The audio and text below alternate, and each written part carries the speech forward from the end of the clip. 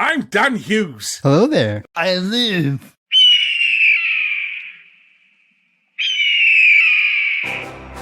You're listening to the Board Game Snobs podcast, a ridiculous podcast with ridiculous hosts that discuss ridiculous things. And any mention of board games is purely coincidental. And so, without further ado, and with a heavy dollop of shame and embarrassment on my part, I give you the Board Game Snobs.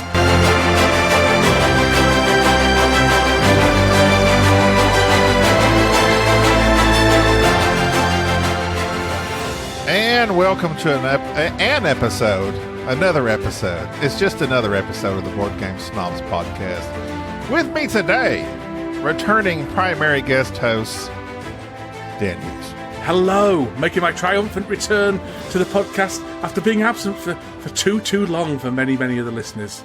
Or not long enough for many others. Yes, about 50-50. It's about 50-50, Gaby. I'm gonna lead you into catchphrases and sayings that I will capture so that I can just use your voice throughout our other podcasts. Like, I need you to just say, I'm Dan. I lost that somewhere. I'm Dan Hughes. Yes, thank you. You're going to regret those words. I regret every word. I still very much regret those words I said about you on Richard Smith's podcast. There's no one does what Board Game Snobs do better. They are almost professional level comedians. Professional level comedians. Professional level comedians. Professional level comedians. If I could take them words back, Gaby. Who's Richard Smith? Oh, he's a lad I went to high school with. He's Richard Smith. Does he have a podcast? Not you that talk to him? He might do. But no, Richard Simpson. God, that was a blast from the past. Oh, Richard Smith. Yeah. Last time I heard, he was a very successful software developer, whereas I'm not a very successful software or any other kind of or just not very successful in general, really. Oh, now stop it. What? Hey, let's ring the kudos in for Daniel. Oh, That's what he's wanting. Everyone email in all your kudos for everything Dan's achieved, yes, personally, professionally, board gamingly. That's true. I am a superstar. In a very niche part of the world. Yeah. You are a superstar in your own home. Not in my own home, no. I'm the lowest in the low in my own home, Gaby. I was about to say, actually, probably Cora outshines you since she's co-designer. Everyone in my family outshines me. As I say, I'm the black sheep of our family. The dog outranks me, Gaby. The dog will sit there and whine at me until I move off its seat. And it's not on. It's not. What's your dog's name? Kato. Come again? Kato. Kato. K-A-T-O. Okay. I feel like we've had this discussion. Oh, we may have done. We've had every discussion. Because was that named after the Pink Panther guy?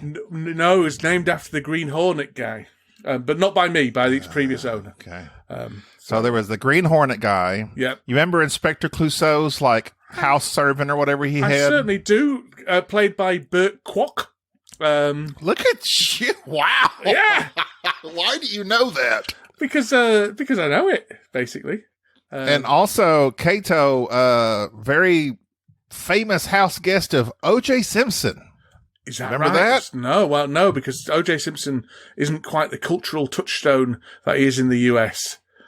We know him primarily as an actor in Naked Gun trilogy and a murderer, whereas you're aware of him in Celebrity Services prior to that. Me personally, not so much. I knew he was a football guy just because I grew up liking football, but he was before my time. He was, for me as well, the Naked Gun guy. Yes. And then a murderer, allegedly. Is he still alive, O.J. Simpson? Yeah. And making weird tweets about things, giving his personal opinion on things. They're not tweets anymore, they're X's, Gaby. Get with the times. Weird. Is it now? Is it official? I don't know. I haven't checked my X in a while. No. It still looks like a bird in the app to me. Does it? We shouldn't do. It should have changed to an X. Musk will be furious with you. Actually, I deleted Twitter. Yeah, well, that's right. I'm a Mastodon man. Fair enough. I like it when all these people, for I'd say years now, everyone gets so frustrated with Twitter. I'm leaving. Nobody leaves. They're still there. I left, Gaby. I left a long time ago. I mean, you didn't threaten to go to some other sort of social media. No. Like, you just quit it altogether. Yeah. What's it? Threads. Threads is all the rage. Yeah. Well, is it really? I think everyone just looked in to see what it was and then kind of looked out again, really. I'm still Google Plus. Google Plus all the way, baby. That's my platform. Oh, yeah. Wow. Going old school. I forgot all about Google Plus. Yeah. Well, this has been our catch-up segment. Right. Not where we catch up with each other, but where we talk about condiments, Dan. What's your favorite condiment? Oh, interesting. I like a good bit of horseradish sauce. That's probably my favorite condiment. You know what? I should have known. What's there's one condiment, I just despise the taste of horseradish. It's way too weird. What is that? It's like spicy and tangy and bitter all at the same time. Do you like wasabi? No, I hate it. Well, a lot of wasabi these days, in the UK, I don't know if it's in the same in the US, is actually horseradish, because wasabi is quite difficult to grow and quite expensive, whereas horseradish literally grows as a weed in the UK, and so a lot of the wasabi is not actually wasabi, it's horseradish. That's the most interesting fact you're going to get on this podcast, I can tell you that much. I don't think so. Well, here's the thing, though. What about English mustard? Do you like English mustard? Why is it English?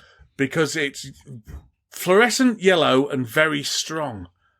When you come over to visit, Gaby, when you get over this ridiculous fear of flying and come over to visit me, then I'm going to feed you dessert spoons full of English mustard and you'll like it. It will require large amounts of alcohol and Valium to get me across the ocean. Well, I'm sure you can get your hands on all of that. I'm sure he's in the game. He could probably hook me up. And, he's maybe he's taking meds. I don't know if you've listened to the last few episodes. Probably not. I don't expect you I didn't listen to the last one. Do you know why? Because Gaby? it was... Wait. Before you time yourself, this is going to be several weeks after that. Several weeks after it? So you're going to have another... After the classic episode. The classic episode. What a cop-out. What an absolute disgrace. That is... you're scraping the bottom of the barrel when you're releasing old episodes. My son when you Evan, don't have time to edit, I learned that from Ben Mad Dog Maddox. Call them classic episodes and re-release them. My son Evan, who hero worshipped you, Gaby. He's got a poster of you on his wall, and he's ripped it down. He said, "What a hack!" He said, "What a hack!" Was there a small statue? I hope there was like a small statue of me in his room, and he put chains around it and then yanked it down dramatically. Yeah. No, as I say, we've got a little Buddha there, which will suffice for a statue of you. Yeah, skip that episode, Evan. I wouldn't mind, but you've been on record in saying that episode was crap as well. You've been on record a number of times saying how bad that episode was.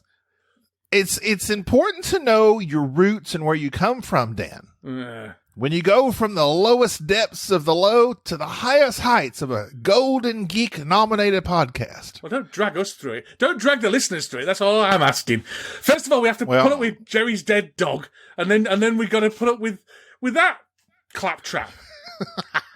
We got a few responses saying, you know what? They enjoyed the board game talk, which was unusual because we talked about two games that literally no one discusses anymore, because one is absolute garbage in First Martians. They give it away for free because no one's going to buy it. And number two is The Godfather, Corleone's Empire, which is out of print. I've got a story about, it's not really a story about First Martians, but on the Dice Tower West, or Dice Tower Con anyway, I went to, it was the Dice Tower, it was like a month before First Martians was released, and Ignacy put it up on an auction to get the first ever kind of copy in the US, and I think someone paid like $200 for it, and that obviously, they probably, I don't know, I've never played it. It's just interesting that everyone doesn't like it so much, yet everyone likes Robinson Crusoe. It's based on Robinson Crusoe, isn't it? Yes, but the I don't know. Just the theming didn't hit. You're just moving these cubes around on a board. Right. Well, that's most games. That's most games, Gaby. I bet that's true. That's true. But I bet don't want whoever to bought that. but you're not really farming in the Middle Ages. What you're doing is moving little cubes around on the board. Look, don't shatter my reality. I've said that before myself, okay? You're not in Renaissance Florence, Gaby. You're moving cubes around on a board. I know it's harsh. I'm not betting on the racetrack. No. Look, I just bought this game. Oh, I know it's you rubbish. hate It's absolute know you rubbish. hate Ready, it. set, bet is absolutely pointless. I've heard more positives than negatives, and you're like the one guy that doesn't like it. So this is going to decide whether Dan Hughes knows what he's talking about or whether he's just the anomaly no one should listen to. I suspect I'm the anomaly. I even played it in the perfect conditions. I played it with Tom Vassell himself. Oh, wow. Yeah. Look at you. Clang! Name drop. Not like Wingspan, which I really like, which I played with Rodney Smith. Clang! Look at you. Well, look at you. So, speaking of which, What? Yeah. Condiments. Yes. Did you know salt is also a condiment? So when I think of condiments, I'm thinking mayonnaise, mustard, ketchup. Salt is a Spice. It's not a spice. What did I have? Herb, No, as you it's say not. It's not a herb in England. Oh, this is because you wouldn't let me just speak, and you insist on talking on your podcast. I've forgotten what I was going to say. Salt was. There's a word for it. What is it? It's not a condiment. It's not a Sodium spice. chloride. Oh man. Oh well. I'm going to delete this side of my conversation. I don't know what word you're looking for. It's not a condiment. An additive. It's not an additive. It's not a spice. It's it's not garnish. Right, that's going to infuriate me. Thank you very much for that, Gaby. I appreciate it. It's an additive. It is an preservative. additive. It's an additive and a preservative. A flavouring. And a condiment. Maybe a flavouring. So when I looked up condiments, Yeah. which is what you do in your spare time when you're preparing for a podcast about nothing, it linked salt in with mayonnaise, ketchup, things like that. It's rubbish. Which I don't really think of salt and pepper as condiments. Seasoning. It's a seasoning. Seasoning. That's what I was after. Oh, thank goodness for that. That would have kept me up tonight. I agree. But Siri did not when I said name some condiments. Let's ask Alexa. Alexa, is salt a condiment? Here is what I found. According to thedailymail.com, salt is a condiment. Was that helpful? No, it wasn't. Stupid What'd Alexa. she say? She said it was a condiment. Oh, and she's British over there as well. Interesting. Yeah. I don't have Alexa. Alexa? We could. I don't have No. You just check I it. don't have Alexa. Just in case I was somebody. checking. Just in case somebody She's stole listening. one. She's listening in the corner on me or something. Hopefully, we'll have set somebody else's Alexa off. So that's always enjoyable. I'm sure we will. I recently recorded a very short bit for the Dice Tower. One of the board game breakfast video. Chrissy asked me to do it. And while I was recording it, my Facebook Messenger went off and went bing, as it does to stuff. I left it in just to mess with all the Dice Tower viewers who'll be reaching for their phone. Have you and so you and Mike were supposedly supposed to do this thing. Did y'all ever do it where it's a roast like Order from Chaos, but with board games? Oh, we did that. We did some of those. Really? I haven't done for a while, but yeah, we've done about three or four. Guess I need to check my subscription status. Yeah, and then we were going to do a roasting people's board game shelves, which I think was a great idea. But then that's right. I even sent you my pictures. Yeah, but Brothers Murph have done it now. They're stealing rat good bags. Grief. Yeah. We could do it better, Gaby. Mike was a bit worried about being too nasty, and I was not worried about not being nasty enough. So, see, you know what? We really are like mirror universes of the each other's podcast. I'm the nice guy. Mike's the nice guy. You and Jerry are the old mean people. Yeah. Well. So, do you have Cholula sauce in Britain? Not that I'm aware of. England, I guess I should say. I always forget which one it is. I guess you were in England and Britain, right? And the UK and Europe. Oh my God, I'm so confused. I can't keep up. I'm sure we've pick a name and stick with it. Pick a name and stick with it. Well, I would say I'm British. Yeah, British. You're British. Yeah, not English. I am English as well. Just like you're Texan and American. What can you do? It's not my fault. That's true. What county are you from? West or Yorkshire. State? West Yorkshire. West Yorkshirean. Yes. A Yorkshireman. So, do you have like hot sauces, like Louisiana hot sauce? We do, although it's called Barnsley hot sauce over here. It's not. That's a lie. That's a lie. That's a hilarious joke for all your English listeners. I'm sure they're laughing their knickers off right now. They are. They're yes. Yeah. We got all that stuff. I don't know. It's called Louisiana. We got all that stuff. Yeah. West Yorkshirean sauce. No, there's not really gravy. Is probably. Oh, well, let's not get into this. Oh my argument. Goodness! Oh my God! No, please. We're not going to argue about gravy because that's definitely a sporadically bored type of conversation. So Louisiana hot sauce, though, that's like the number one like hot sauce right here. Okay. And we're not talking picante sauce. That's a whole different ball game. And pico de gallo is an even differenter ball game. Okay, yeah, I'll take because you go from one that's like liquid. Mm-hmm. One is a little more chunky, and then the next one, pico, is just all chunks. Are we talking about the crystal stool chat again?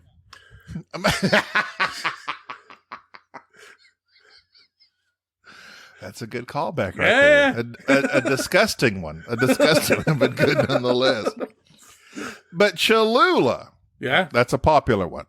I've got a nephew. Cholula here. I've got a niece called Cholula, actually. It comes with a wooden top that you unscrew. That's what sets it apart. Is it too hot for plastic? Will it melt the plastic? Yeah, it will melt the plastic straight through. Strip it. So Cholula was inspired by a Mexican family recipe handed down through generations, which is what you want from a Mexican hot sauce. The woman depicted on the label, known as La Chila, I'm Spanish, I don't know if you know that. I did know that, yeah. Is said to have worked for the Jose Cuervo family. Jose Cuervo? You know who that is? No idea, but is it a drug cartel? Jose, almost. You're correct. One of the most popular known tequilas in the area, in the United States. Jose Cuervo is like the ubiquitous tequila. It's garbage tequila, but it's the one that everybody thinks of. It's the one all the country songs sing about. So she was supposedly worked here, but that is apocryphal, possibly. Mm-hmm. Apocryphal. I had to look that up. Yeah. You know what that means? I do. But you want me to tell you? I thought you'd looked it up. I want already. you to tell me. Apocryphal. Almost kind of like an urban legend, like say so. Right. But it's more almost like accepted as true. Right, yes. But without real basis. Yes. So the Cholula hot sauce is named after Cholula, Mexico. Hang on a second. Have we strayed into your interesting fact? However, it is not made in Cholula, Mexico. This is weird, right? This is absolutely weird. Thrilling. This weird. Hold on to your hats, ladies and gentlemen. It is made in Chapala in Jalisco, Mexico. Who would have thought it? The world's gone mad. The world's gone topsy-turvy. It's kind of like, you remember in Sneakers where they're trying to track them down on the phone, but they're pinging them all across the world, like from Europe to the United States, and they're just pinging all these networks as they're trying to hone in on where their phone call's coming from. That's like naming your hot sauce Cholula, but it's not from Cholula, Mexico. It's actually from Chapala in Jalisco. I'm so confused. It is very confusing.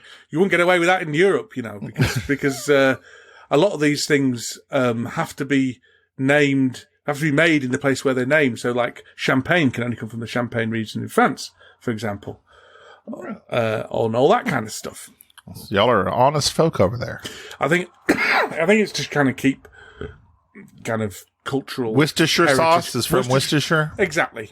I think cheddar cheese is different, and that doesn't have to come from cheddar, but things like Wensleydale cheese and all that kind of stuff has to come from the place. Let's go back like 6 words. Wensleydale?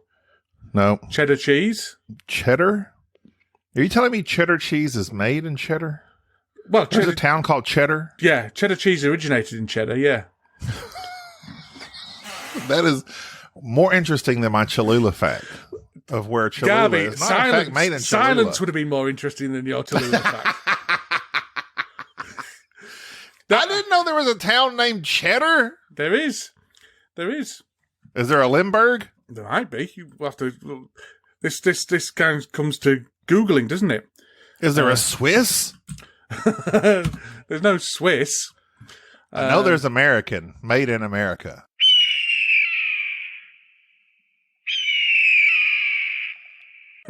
American cheese or horrifically processed cheese.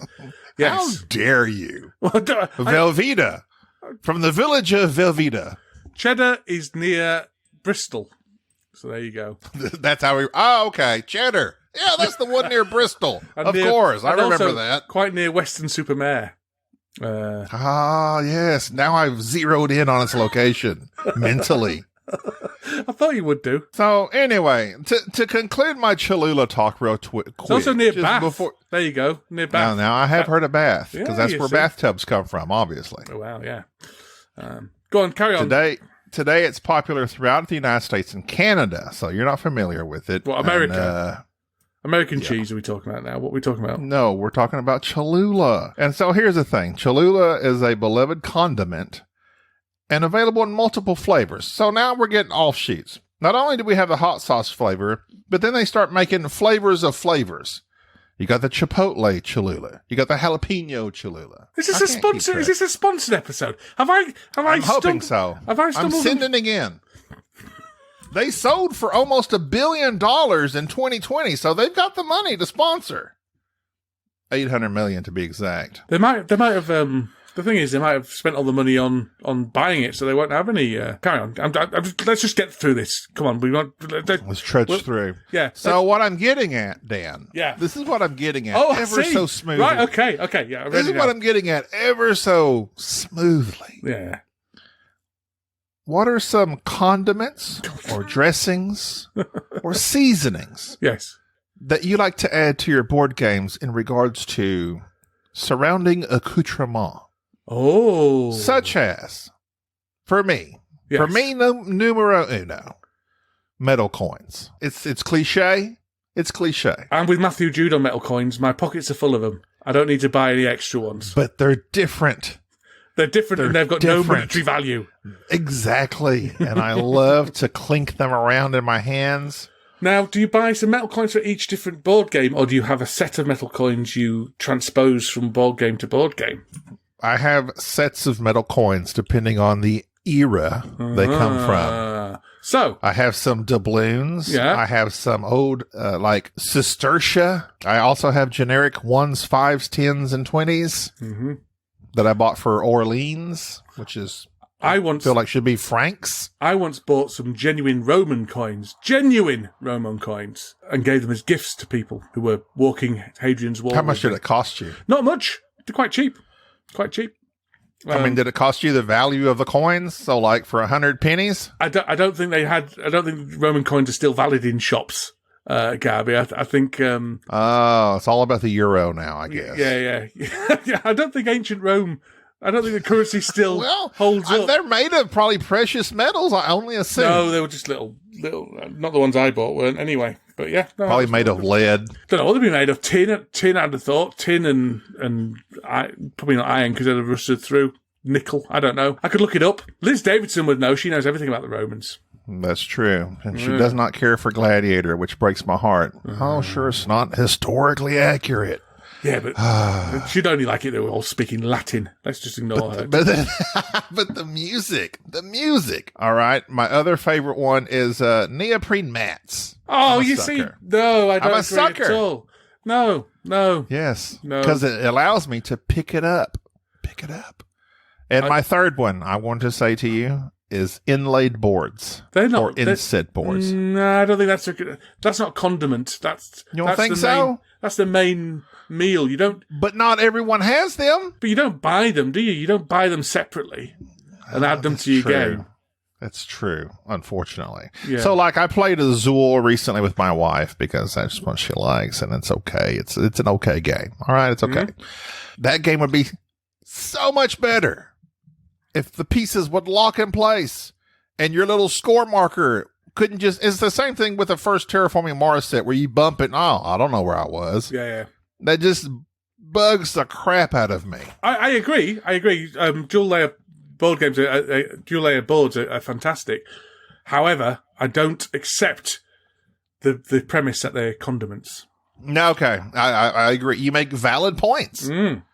My condiments are little bowls to keep chits in. I like those. Little bowls that I bought from IKEA, keep chits in. And also a neoprene dice rolling mat thing that has poppers around the side to roll dice in. I like that. And also, I also share your love of neoprene, but not neoprene pre-printed mats, a neoprene tablecloth that I have purchased from the eBays, and that's nice to pick things up on. What I don't want is a board gaming table, because I think they are superfluous. I think they are bought by people who have more money than sense and who feel they need to spend significant amounts of money in order to justify their hobby. A normal table works absolutely fine, you fools. You don't need you don't need a dip in the amount of people who, in reality, you know who I think is probably the most influential in that. No, you have worked for them periodically. The Dice Tower. Yes, those hacks. Whenever they sit around that board game table and they got their arms up on it and it looks nice and fancy with the cup holders, I was like, I gotta have a board game table. However, as I have said previously on this podcast, my massive 4x6 board game table was free. I won it in a random Facebook contest. Oh, did you? I didn't know this. Yes, from a tabletop. They're out of business because they were horrendous. I had to hassle them to get my table because they ran the contest and then never notified me. And so I'm like, hello, I won the table. Hello, thank you. I hassled them. They're not the table of ultimate gaming. Yeah. No longer in business. Mm-hmm. Now, I love the table. I've loved it. It's got these little boards I can set on top, which I use sometimes if you wanted to make it a regular table. I don't know why you do that, because I have a dining room with a table that does that. But I do have it set up in that fashion now because the actual neoprene is lower into the table, and it's kind of a pain to have to get things. It's just a nuisance. So you've turned it into a regular table. I've turned it into a regular table, and also it's too big. 4x6 is way too big. It's like for miniature gaming with massive setups. Yeah. Jerry has this little IKEA table he bought in his room. It's the perfect size. It's like a little 3x5, if that. I don't know. It's just super small. He throws his little neoprene mat, and there we go. Exactly. I mean, our house is quite small, so we don't even have a dining room. We've got a lounge and a kitchen, and that's it. And so we have a folding table I use for board game nights, and that's 2.5 by 6 or 5, I think. And that's slightly too small, actually. I think 3 by 5 or 3 by 6 is probably where you want to be, really. But yeah. We've got no space for the other reason is pure blind jealousy, because I've got absolutely no space for a gaming table. I haven't got space for a dining table, never mind about a gaming table. A 48 inch, what is that? 4 times 12. A 4x4 to me is ideal. Yeah, just a square. Yeah, I suppose it would be, really, unless you're playing a particularly big 5-player game. Now I will say we have played. We've played Anachrony covers pretty much this whole table. My goodness, several big games. We've played several big games that when we lay them all out, pretty much requires the whole table. Those games, it's like we play them once and we never play them again because they're too freaking huge. But this table has come in very handy. It was free. I had to build it in the room that it's in. If ever we have to leave this home, I'm just going to have to leave it because I don't even know how to deconstruct it. I've lost the stuff to put it together. It's in here now. It's part of this house. I thought you'd drag it down to the basement every time you've got a tornado warning. No, we should hide underneath it. It's massive. It's huge. And also it doesn't help that it's got like these little, from the table out, it's got like this little place for your arms to put your arms on, and that adds another 6 inches. Yeah. So it's like we're stretching across the table, and half the time it's like, hey, Enrique, can you move my piece? I don't even touch my own pieces because they're too far away. People who've got one, fine, whatever, spend your money on whatever you want, but it's by no means essential. And also, there's those table toppers that are much cheaper. Yeah, and I like. That's who I was going to talk about actually, Kevin. Kevin, is it Bergmaster? What's something like Berkey? that? Sounds familiar. The guy who makes the table toppers also makes a condiment, bringing it full circle, called Happy Mouth. It's a mix of spices he makes, and it's absolutely magnificent. Delicious. I think I've had. Does he dress like a king or He something? does, yeah. Okay. He's a lovely man, he's Berkey. A lovely man. I think I talked to him because I also won. I was like on a streak of winning random things on Facebook. When we first got started, I won the game of Royals. A copy of the game of Royals. It's quite a good game, Royals, actually. I love Royals. I love Royals. Everyone I show it to enjoys Royals, from gamers to people that have never played a game before. It's one of those ones that's kind of not gone under the radar because people know of it, but it's never got the accolades that I thought it deserved. Right.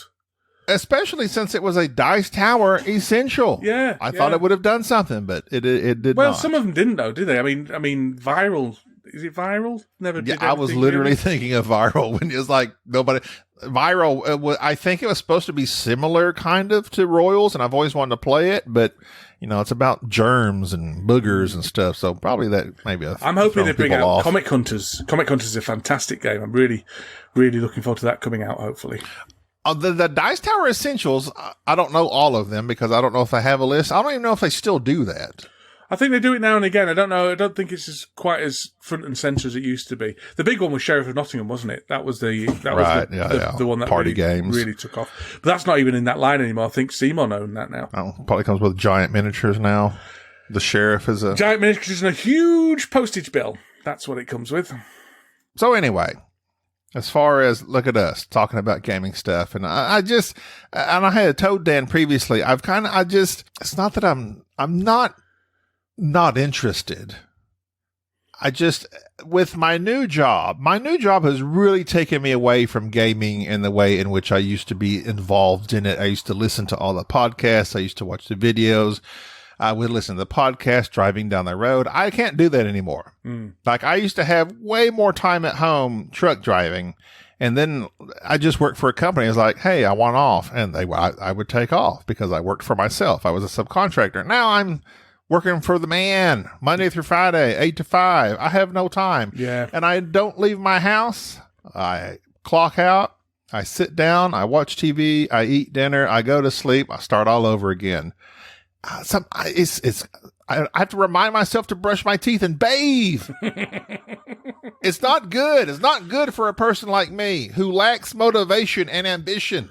Do you enjoy working from home? What aspect? The actual job itself, not so much, because I talk to people that constantly complain all day.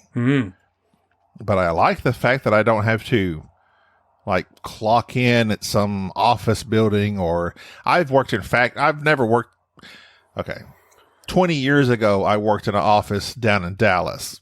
I liked that job. It was like data entry type stuff. Clock in, drink your coffee. Just, the typical office life. This is pretty much that, but at home. But I have to answer phone calls nonstop. I did used to work in factories, though, like fabrication type stuff, manufacturing, where I'd clock in and I'd operate this big machine and just do the same thing all day long. I'd much rather do this than that. But it's kind of the same thing because I have to be at my desk at a certain time, clock in, and I repeat the same phrase. I have to answer the phone a certain way every time and just ask the same questions every time. I don't know. I don't think I'd like working I do work from home, but I also, during the course of my job, I go driving around all over the place. So I start from home and finish at home and spend the middle bit driving to people's houses. And that's good for me, but I don't think I'd like to be at home and then wake up. You know what I mean? I don't think I'd like that relentless just move from one room to another. Right. It really kind of blends everything together. You need into to get a hobby though. You're going out of the house. You should try board gaming or something like that. You would think so. Well, I do go to Jerry's on the weekends now, probably like every other or every third weekend of the month. I mean, I go to Jerry's home now. So my table is here collecting dust. Yeah. Because used to, I had off the first Friday of the month. Jerry would come here. We'd play games all day the first Friday of every month. But now that, for some reason, Jerry's not available hardly on the weekends, I have to go to his home on the weekends instead of him coming here. I don't know. He's always been weird that way. He's weird, isn't he? What a weirdo. Weird. So anyway, I think you should replace him with me as the main host. I couldn't keep up for it. I couldn't keep to your relentless weekly schedule.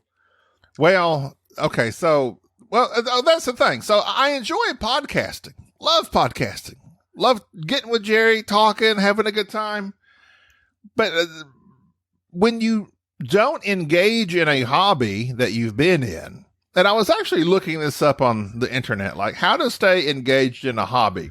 And it's not that I don't like board gaming anymore, but like anything else, if you don't engage in it on a regular basis, you just kind of lose interest. Yeah, well, you do, but you do anyway. You're phasing it out, Gaby. How many times have I said I'm not interested in board games anymore? At the moment, I'm really interested in it.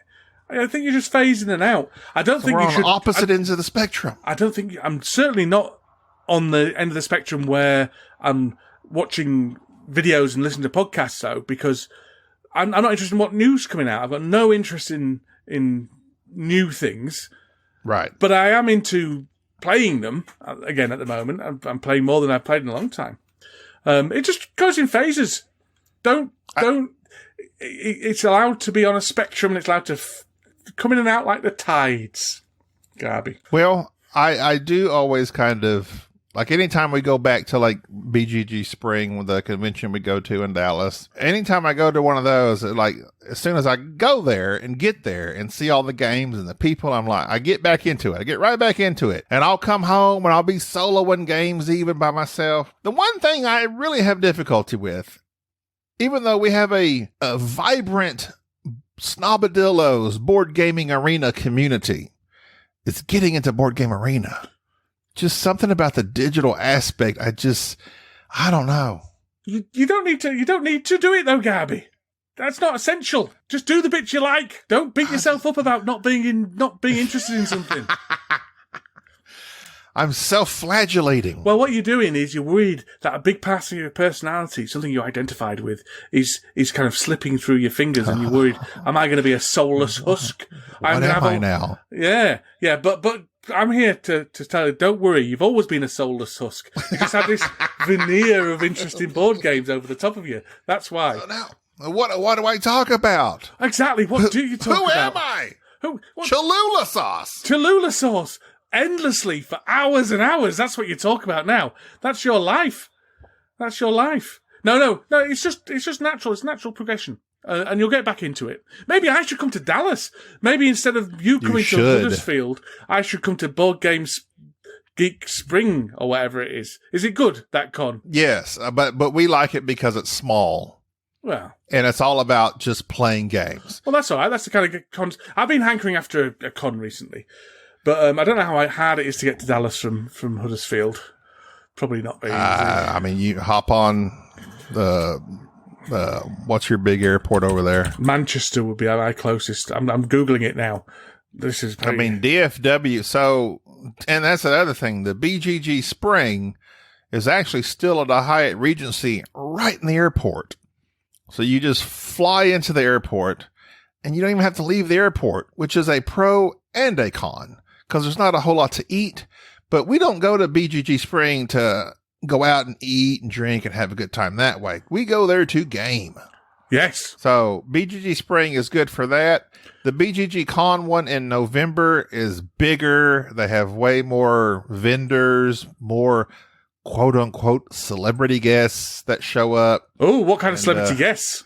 Oh, I mean, they usually have, I think like Rodney used to go to that one. I played Wingspan. Cabal used to go to that one. Dice Tower used to go to that Yeah, they one. don't go too many anymore, really. But I think PAX Unplugged kind of put a dent into BGG. Yeah. Well, I think BGG have lost their way. I really do. I think they need to. It's a good job they got a database. Otherwise, no one would visit that site anymore. It's no longer the hub of the community that it used to be. Yeah. What is? Or is it just factioned off into the different shows and podcasts and that type of thing? Well, I think it's more on Reddit and Facebook now. I think their community has dissipated. I don't visit Reddit at all. No, well, I do. I quite like Reddit, but not Discord. I can't stand Discord. It's all about the Discord. Our Discord community has been fantastic. Yeah, but problem with the Discord communities is, I don't know, you have to purposely go to a Discord thing, and if it's popular, it scrolls by so fast, and I can't keep up. I was on the Board Game Barrage one for a little bit, and then I was on the Dice Tower one to have a look at what's going on there, and it's just like I can't keep up with this, and you have to. Yeah, it's a special trip to go as well. As soon as you enter a conversation, like you've had 30 posts go by, and you're like, what? But the people like it. Those that enjoy Discord enjoy it thoroughly. I don't know. I'm not good at any of them. I used to try to do all that because, Jerry doesn't do any of it. He posts on Facebook like once a month. Then I realize if you get enough people in there that enjoy it themselves and amongst each other, then that's all. They don't need me. No, I suppose so. But it feels a bit rude to just disappear, though, doesn't it? Yeah. So that's why I haven't. I'm still there, lurking about. Facebook. Okay, here's where I'm at. Facebook, Discord, Instagram. Those are my 3. That's all I do. I don't tweet. I'm done tweeting. Xing, whatever it's called now. I'm looking up how to get to Dallas. It's not an easy journey. I have to go via Orlando. I mean, it's an international airport. You could fly straight into there if you wanted to, if you paid enough money. Well, if I bought my own airline, then yes. You can fly from, what's the big one in London? Heathrow, but it's getting to Heathrow. I have to drive all the way to Heathrow. That's miles. I'll get the train, which costs me a fortune, or flying to Heathrow. Y'all are so spoiled over there. It's like, for us to go anywhere is several hours of driving in Texas. Well, yeah, but how far is it? Like, if you hopped in your car, how many hours is it to Heathrow? About 4 hours. Okay, well, that is a pretty good distance, but still. Maybe 3.5, I don't know. It's far enough. I once drove Mike Delisio from my house to Heathrow. And that was annoying, because it was... But the only positive side of it is he was going home, so... So I'll put up with it. Here's another game I purchased recently. Have you ever heard of this one? Yes. Vinyl. No, but I have heard of that, and I nearly bought it the other day. I was in a board game shop, and I nearly bought it. We played it at BGG. They had a little demo set up years ago. I feel like it was like one of the first ones we went to, but I'm sure I could look up the game and see when it was printed. Probably 2017, something like that. And it's a very simple game. Very simple. You're just collecting these records by collecting little bits and bobs. Even Tom on the Dice Tower review said it's like just a step slightly above Ticket to Ride. Mm-hmm. And I was like, wow. But it doesn't present itself that simply, because Ticket to Ride is cards, a board, and trains. This one has quite a few different cards, little records, which are nice. And that's kind of the reason I bought it, is because Sade is really into records, vinyl, as they say. That's the name of the game. And so I thought I'd check it out. I haven't played it yet. I just buy things and don't play them anymore. The publisher of it is doing a mixtape game, The Swines. Oh, really? Well, yeah. It fits in with their line with their genre. Yeah, it fits in with their thing. Yeah, Mike Delisio really likes vinyl. He Eric says Alvarado. It's too far to come to Dallas. It's been ruled out. That's it. So it's either me coming to... Me? We either meet at Dice Tower West or something someday. Yeah. Which you've been to.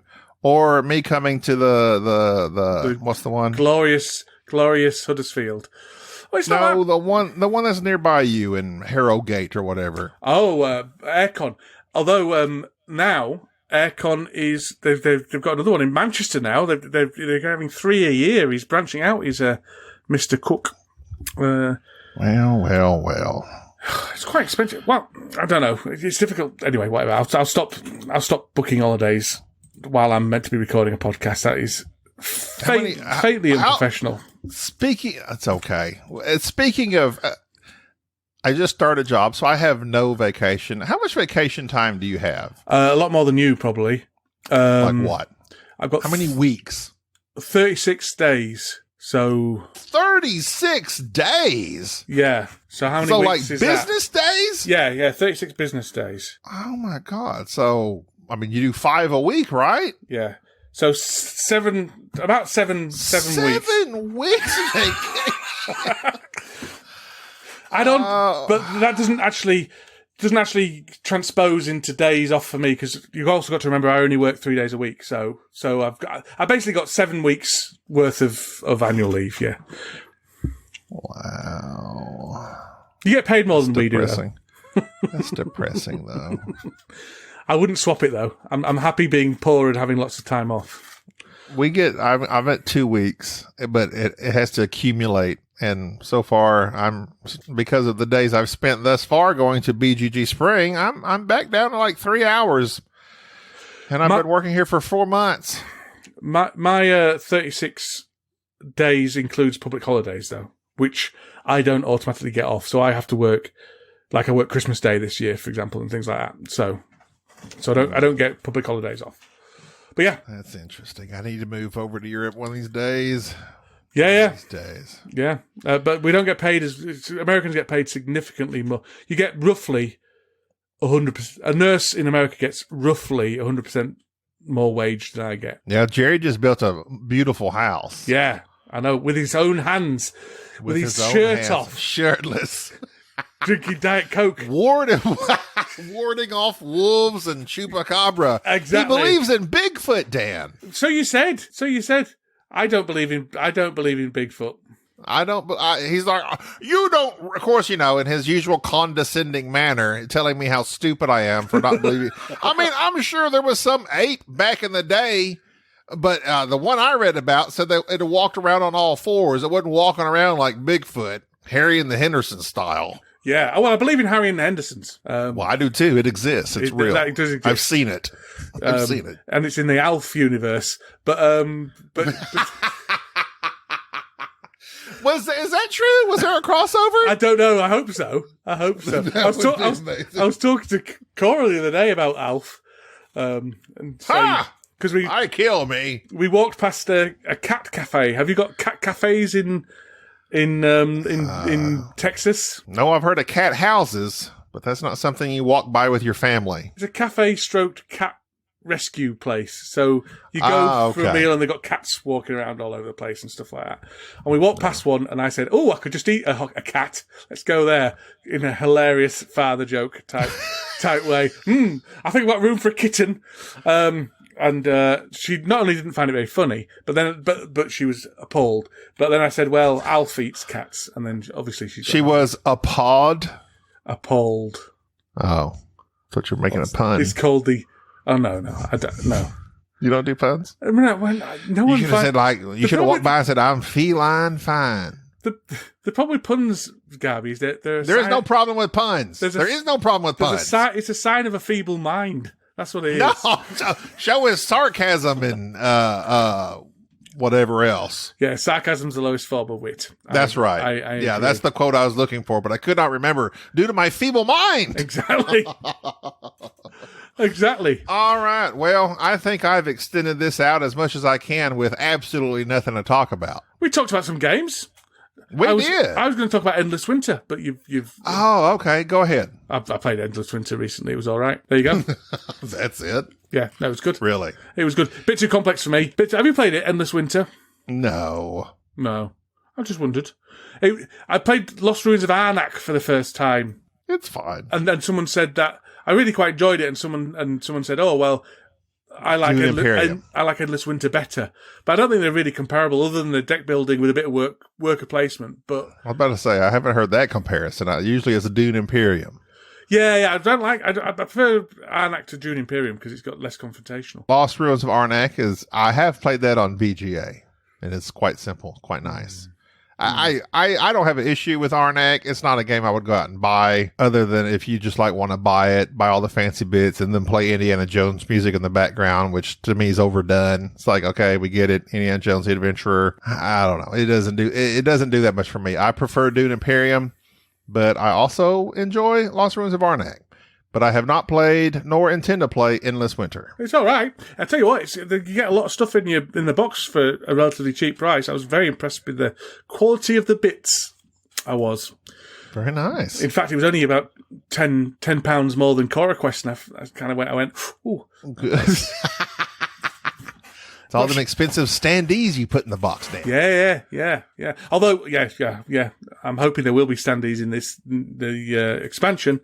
Because the factory sent us a diagram of how they were going to pack it, and they forgot to put the standees in. So we went, can you put the standees in as well? Otherwise there's going to be a problem. so I'm hoping they actually do. Just laying some chits down on the board, and those are your people? Yeah. Do you know, it's terrifying doing business with China. Because it's China, you don't have a contract, because there's no point in having a contract, because it's not enforceable. So you just send them the money and hope they do it.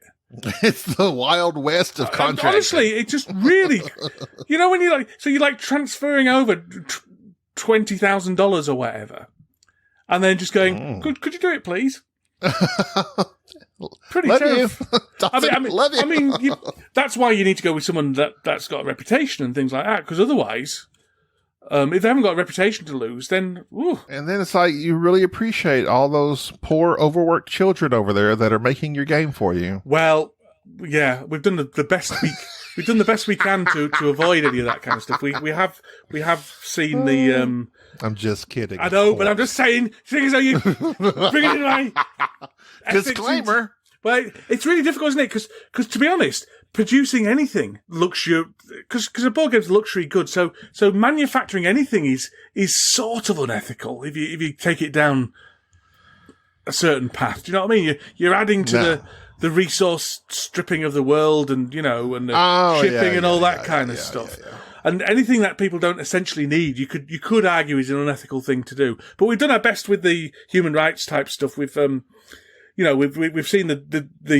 documents the documents they've given us about the inspections they've had from various Western companies. They're surely authentic documents they've given you. It's really difficult, isn't it? That's something it's interesting you bring that. I literally would have never even thought of that. Like, that's a facet that I would have never even thought about. I mean, people make jokes about, the labor and stuff, but I saw a documentary on this, he's like a billionaire Chinese, guy, bought a glass company, I think in Detroit, that had went out of business, and he had brought his company over from China, and they were just showing the differences in the rules and authority and the way things ran in China versus here. And it was sad and shocking, but also it's like Americans really are spoiled, but it also was nice that we're not basically enslaved to our jobs in certain regards. They ran them like in China, they would run their people like, I think they said like 12 to 14 hours. And then it was just very different cultures of working. And it was on the Netflix channel. Good Lord. It was on Netflix, and it was something to do with glass. And my wife is always watching these, much like Sir Mike DeLizio. But it was fascinating because the Chinese people were so upset at how basically lazy the Americans were working, because they weren't wanting to do their jobs and they weren't getting, paid enough, and just the whole attitude of American workers, which can lean probably one way to the extreme, versus the Chinese workers, which is to another extreme, and trying to meet those in the middle to something that both sides could work with. It was very interesting. I'll have to find that. Yeah, no, it does sound interesting. It is some, and you, as a European, some of the American business practices seem quite barbaric to me as well. You know what I mean? We probably lean the other, even further one way. Certainly further towards workers' rights and stuff, although certainly not perfect over here. Far from it. It's called American Factory. That's it. American Factory. I will tell you I'm going to watch it and then not do anything of the sort. I don't know that it's still on there, but that's what it's called, American Factory. It's very interesting. Yeah, I mean, in that regard, like I was saying, like here, we have to slowly build up any time off, and that doesn't include if you're sick. That comes out of your vacation time. Is that what happens for y'all? Well, I've got up to 6 months. Oh my God. Sickness. But obviously, if you have to be sick. You can't just say, I'm not coming in. I got a bellyache. Yeah, exactly. But yeah, no, I think I might, probably even a bit longer than that, to be honest. I'm not entirely sure what our sickness policy is. But yeah. Yeah, no, it's like if I can't come in because I'm ill, well, there goes a day of my vacation time down the tubes. No, that's barbaric. Right? I think so as well. But my bosses disagree. In fact, if I'm sick during my vacation time, I can then claim that back as sick time. What? So if you go to Mexico, get Montezuma's revenge on your vacation, you can claim that as sick time. I think so. I don't think anyone ever does it, but yeah, I think I can. They don't probably do it because they don't need to, because you have so much surplus time. That could just be an urban myth, to be fair. I haven't been sick this year at all, so I haven't used it. But yeah, no, you get sick. I think I get 6. I also work for the public sector, which is a more generous employer than most. Yeah, baby. Free healthcare as well, or free at the point of delivery. Not dentist. Well, if you're dying here, I think they have to see you. Maybe. Yeah. I'm not sure. Well, if you're dying here, you get put on a waiting list. Okay. It's far from perfect our healthcare system at the moment. But it used to be better. Well, it's a large country, rather a large country, not the largest, but what's the one that's always, it's like either Norway or Sweden or one Norway, of those. Sweden, it's always Finland, like all those Nordic countries, they're all very socialist and they're all top notch as far as quality of life. And it's like, well, they got like 100,000 people to take care of. So, and have you seen how many people there are in Sweden? It's a massive country. There's about 2 people living there. Yeah. And they're all making cheese. If you say so. I thought they were making IKEA furniture, but still. Mind you, I say it's a massive country. It could be not massive country thinking about it. Wait a minute. You said Sweden. Yeah. I'm thinking Switzerland. You are. Oh, my goodness. See, my ignorance is shown once again. They make Toblerones as well in Switzerland. And clocks. And knives. And hide Nazi gold as well. That's funny. So, Switzerland, neutral in all the big wars, where's their army? But yet we have this Swiss army knife. They've got a very big army. That does nothing, because they refuse to engage in They guard wars. the Vatican. Really? Yeah. Is the Vatican in Switzerland? Yeah, no, Vatican's in Italy, but I think the Swiss Guard are responsible for the Pope's safety in the Vatican. But no, they've got compulsory conscription in Switzerland, so every 18-year-old goes into the army. I think See, hard disagree on that one. I'm out. Yeah, me too. I'm not moving there. I'm not moving there. Although, Gaby, I don't want to alarm you, but I don't think even the regular army would take us. Never mind about conscription. I think come World War III, I think we're probably safe, to be honest. Now, when I was 18, they would have been trying to luring me in with all sorts of gifts and like, oh yeah, you're like basically Rambo. Yeah. I'd be like, no, thank you. Not now. I'm a man of peace. They'd probably pay for you to go and join the other side. Sabotage. Exactly. Let's send Gaby and Dan over to join that side. From the Dutch word sabo. Indeed. Remember that? What's that off of? Dutch word, Holland? Well, it's from a movie. Star Trek. Oh, I don't know. 6, to be precise. I may have slightly misquoted it, but... the touch of pride in your voice as you're able to recount that is very misplaced, Gaby. Are you not a Star Trek guy? I used to be. All these guys, but then they just run them into the ground, so I'm not interested anymore. I used to be an Indiana Jones guy. I used to be a Star Trek guy. I used to be a Star Wars guy. You're right. Used to be a Marvel movies guy, but I can't be bothered now. Oh, my God. All they do is just take advantage of you and try and wring as much cash out of you as possible, which is fine. That's their business.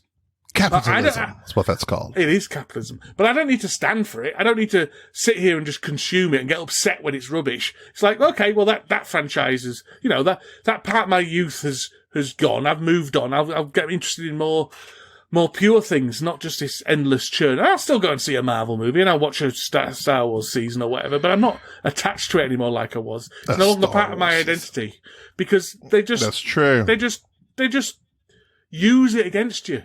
They weaponize. But they weaponize nostalgia. But that's it. But we do. Where do you get your identity from? You get it from people and things and pop culture you're around, right? Yeah. Wouldn't you say that? Yeah. So it does have a heavy influence. There's a little GIF or it's a whatever GIF. on TikTok. GIF, whatever you want to call it. It's not even a GIF because it's actually basically it's like me when I was a kid. With my new personality based on this movie I just walked out of. Yeah.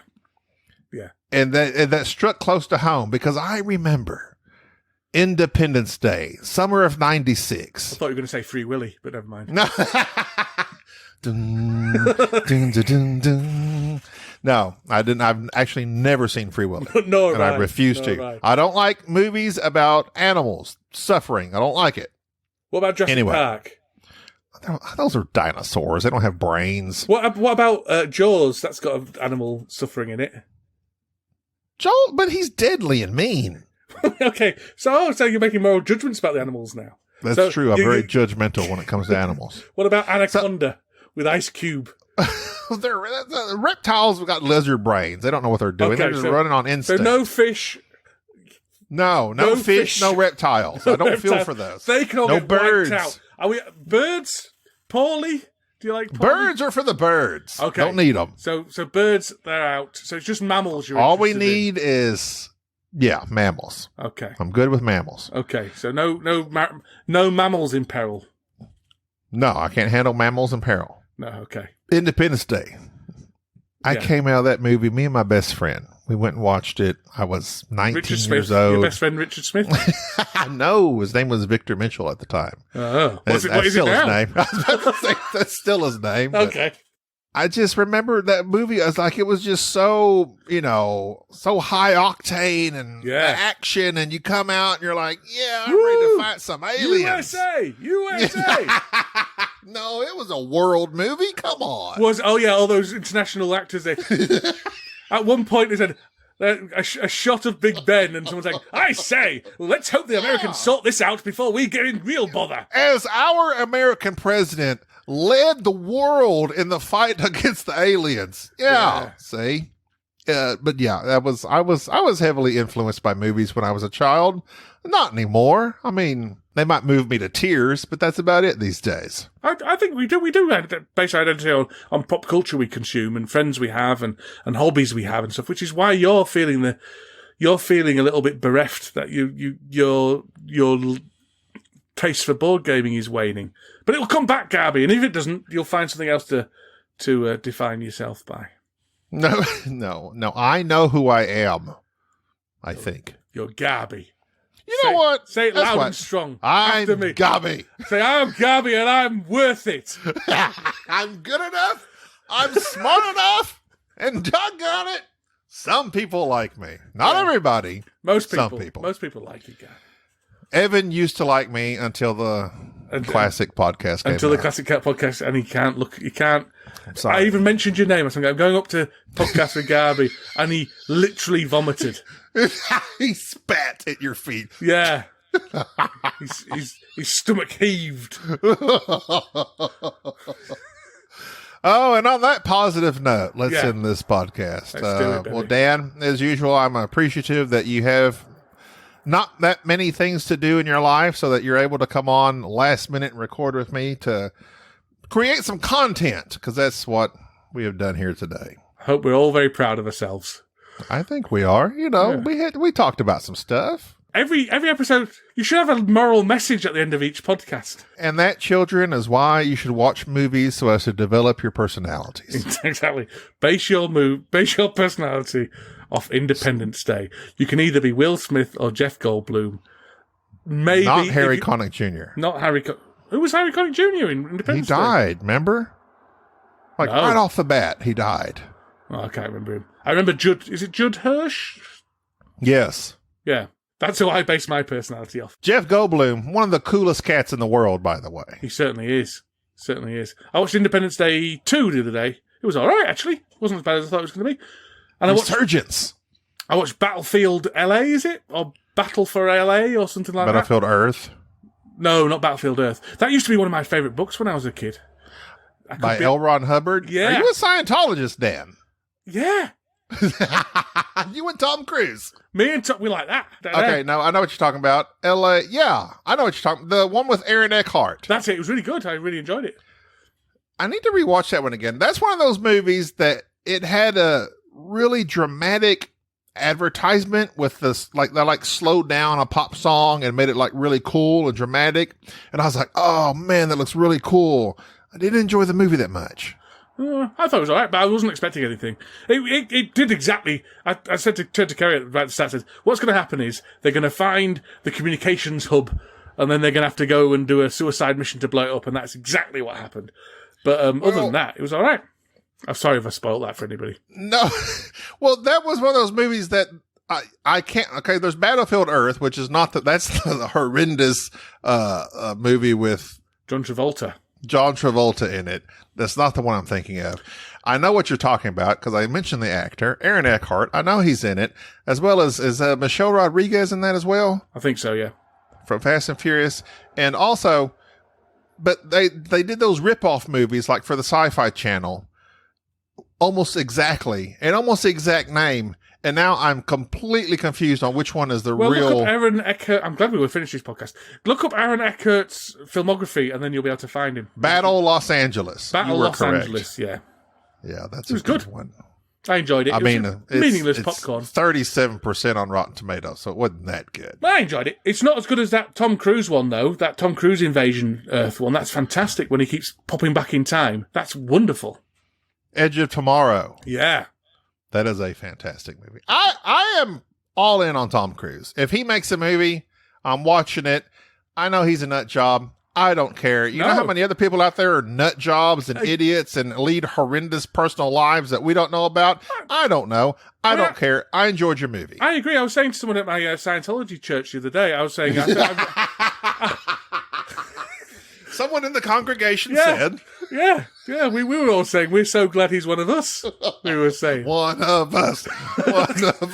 And then we got the Theons off. No, they wouldn't like me, Scientologists. As you were booting Leah Remini out of the congregation, you won't get that. I work for the enemy. I work for the aliens. I work for psychiatrists. That was a King of Queens quote. Oh, I don't watch King of Queens. Reference, not quote, reference. Anyway, she's the one that like went really anti Scientology, like made a documentary and all that stuff. Ooh. But you know what? We're not here to discuss religions. No. What are we here for, Dan? Well, we were saying goodbye. This is here to say goodbye. This wasn't even usually I deliberately try and prolong it, but now I'm just... You do. You've been like trying to end it, and this time it's me. Yeah. And this time I'm desperate for it to be over so I can go. And I have a whole slew of kangaroo facts I was going to prolong it with. Oh, that was a classic episode. What number episode was that? That was a classic episode.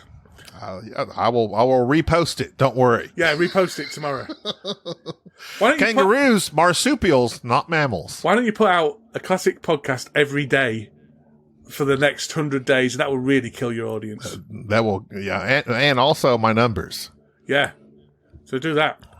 We've Spreadly Board, the premium board game podcast, is reaching 100 episodes soon. Look at you. Yeah. Only after 5 years. I know we started off really frequent, and then we've tailed off as Mike has become unreliable. But now he's becoming more reliable, right? A little bit more reliable, but he's off gallivanting now. He's at the Summer Spectacular, now he's going to Gen Con. And then they'll say something about having to recover and spend time with his families. You know what has two thumbs and is reliable? This guy. Well, maybe you and I should start a YouTube channel where we rate people's board game collections.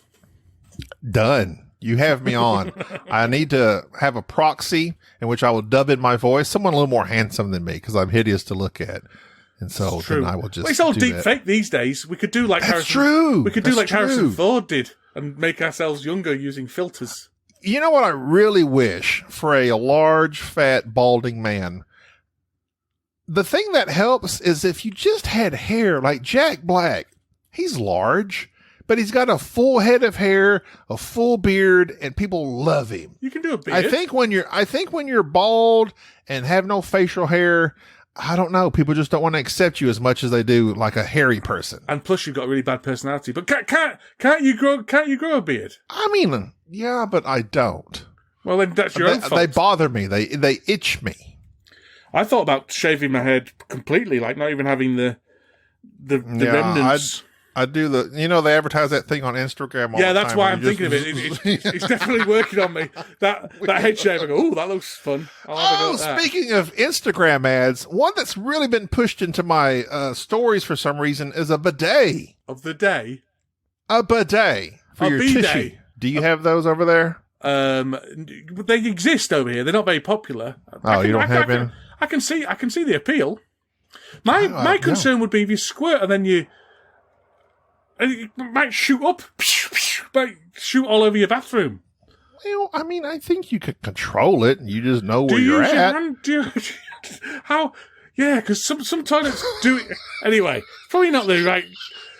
I'm not in favour of them. In fact, we're having. What you do is a little a lens comes over your eye, like.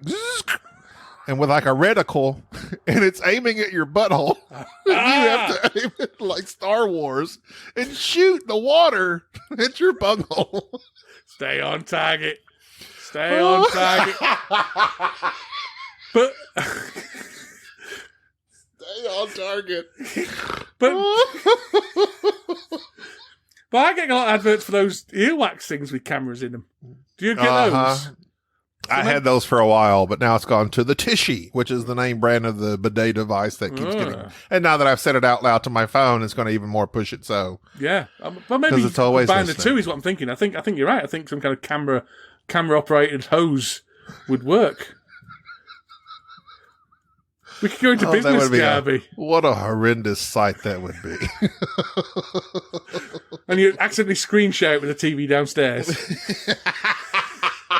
Or your mother-in-law's around. Oh. Yeah. Well, we've bottomed out on this discussion, so I think we should go. Feeble-minded. All right. Okay. Dan, once again, thank you for being the 20 minutes later. The primary guest host. Yeah. Yet another smashing success of a podcast episode. When you decide to ditch Jerry, just give me a call and I'm here. I will. Full time. I will. When Jerry's tumor on his kidney finally consumes him in all its glory, and I can no longer The mountain say lions will get him before then. I'm convinced of it. That's true. No, it's the Bigfoot. Oh. Which he firmly believes in. Yeah. I'm Gaby. I'm Dan. Bye-bye. Bye-bye. Thank you for tolerating this episode of the Board Game Snobs. Stay classy.